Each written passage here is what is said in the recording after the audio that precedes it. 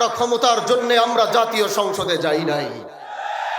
এরকম ক্ষমতা তো আমাদের পূর্বপুরুষের ছিল। আমরা এরকম ক্ষমতার মসনদে বসার জন্য, আমরা ক্ষমতার মসনদে বসার জন্য জাতীয় সংসদে যাইনি। আমরা এদেশের মানুষের কণ্ঠ হয়ে কথা বলার জন্য জাতীয় সংসদে গিয়েছি।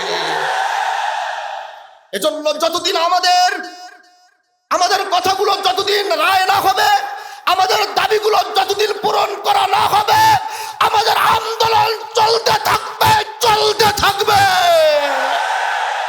প্রিয় ভাইরা আমার, এদেশের মানুষ 70% মানুষ গণভোটের পক্ষে রায় দিয়েছে। 70% মানুষ জুলাইয়ের পক্ষে রায় দিয়েছে। এজন্য এদেশের জনগণের ম্যান্ডেটের বাইরে গিয়ে অন্য কিছু করার কোনো সুযোগ কারো হবে না। প্রিয় ভাইরা আমার, আমরা সরকার পতনের আন্দোলনে নামি নাই। এটা কোনো সরকার পতনের আন্দোলন আর সমাবেশ নয়। সংসদে বুঝাবার চেষ্টা করেছি, হয়তো বুঝতে পারছেন না বলে আজ জনগণ ময়দানে নেমেছে বুঝাবার জন্য।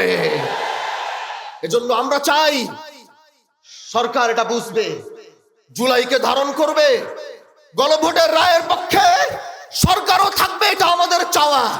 এজন্য আগামীর বাংলাদেশে আমরা জুলাইকে মাইনাস করে আমরা কিচ্ছু করতে পারবো না। প্রিয় ভাইরা আমার, এই ময়দান থেকে এটাই বলতে চাই, আমরা জাতীয় সংসদে আমরা জনগণের কণ্ঠ হয়ে কথা বলবো। আর যখনই রাজপথে ডাক আসবে, আপনাদের রাজপথ থেকে কথা বলতে হবে।